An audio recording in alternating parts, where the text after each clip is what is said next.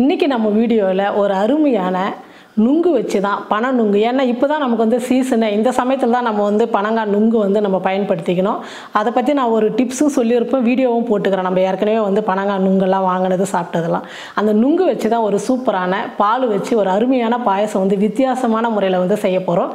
வாங்க பனை நுங்கு வச்சு பாயசம் எப்படி செய்யுதுன்னு பார்க்கலாம். பாருங்கள், பனை நுங்கு வாங்கிட்டு வந்து மேலே இருக்கிற தோலெல்லாம் எடுத்துகிட்டு இந்த மாதிரி சுத்தமாக க்ளீன் பண்ணி எடுத்துக்கிட்டேன். இப்போ இதை வந்து நம்ம பொடியாக கட் பண்ணிக்கலாம். நான் வந்து பால் வந்து ஒரு 1/2 லிட்டர் பால் வந்து ஊற்றி வச்சுருக்கிறேன். பால் வந்து நல்லா காயட்டும்.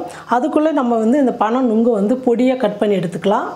பாருங்கள், இந்த மாதிரி சின்ன சின்ன பீஸாக கட் பண்ணி எடுத்துக்கணும். ரொம்ப முத்தி இருந்தால் வயிற்றுக்கு வந்து ஆகாது, வயிறு வலி வரும். அதே மாதிரி இந்த பாயசம் வந்து நல்லாவும் இருக்காது. எலசாக இருக்கணும். இந்த மாதிரி பாருங்கள், நீங்கள் பார்க்கும் போதே தெரியும் எந்த அளவுக்கு எலசாக இருக்குதுன்னு சொல்லிட்டு பொடியாக கட் பண்ணி எடுத்துக்கிட்டேன். இப்போ பாலும் வந்து பாருங்கள் ஏடு வர அளவுக்கு நல்லா காஞ்சிடுச்சு. இப்போ கலந்து விட்டுட்டு தேவையான அளவுக்கு சர்க்கரை சேர்த்துக்கலாம். நமக்கு எந்த அளவுக்கு இனிப்பு தேவையோ அந்த அளவுக்கு சர்க்கரை சேர்த்துக்குங்க. நான் ஒரு 6 டீஸ்பூன் வந்து சர்க்கரை சேர்த்துக்கிட்டேன்.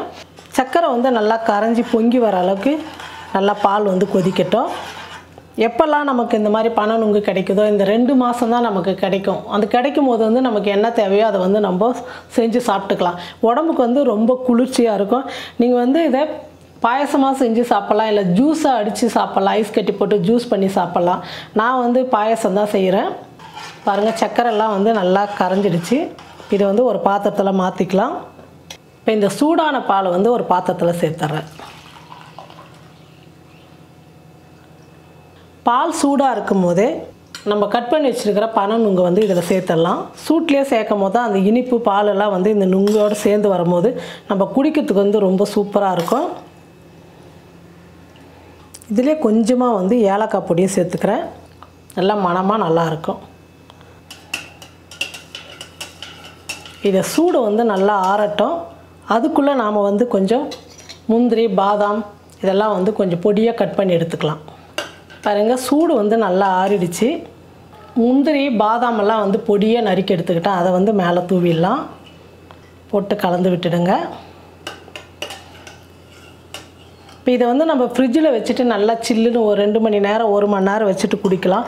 அப்படி இல்லையா நம்ம வந்து உடனே குடிக்கணும் அப்படின்னா ஐஸ் கட்டி போட்டு குடிச்சிக்கலாம். நான் வந்து இப்போ ஐஸ் கட்டி தான் போட போகிறேன். அழகாக 2 குட்டி பானை எடுத்துகிட்டு இதில் சேர்த்துட்டு ஐஸ் கட்டி போட்டு எடுத்துமே கொடுக்க போகிறேன். சூப்பராக இந்த வெயிலுக்கு நல்லா பானையில் குடிக்கும்போது சில்லு சில்லுன்னு ரொம்ப நல்லாயிருக்கும்.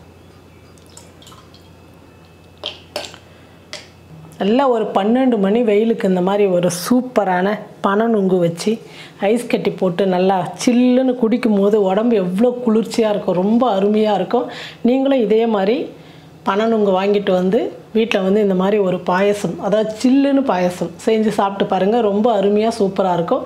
செஞ்சு பார்த்துட்டு சாப்பிட்டு பார்த்துட்டு எப்படி இருக்குன்னு சொல்லிட்டு மறக்காமல் கமெண்ட் பண்ணுங்கள், ஷேர் பண்ணுங்கள். நன்றி.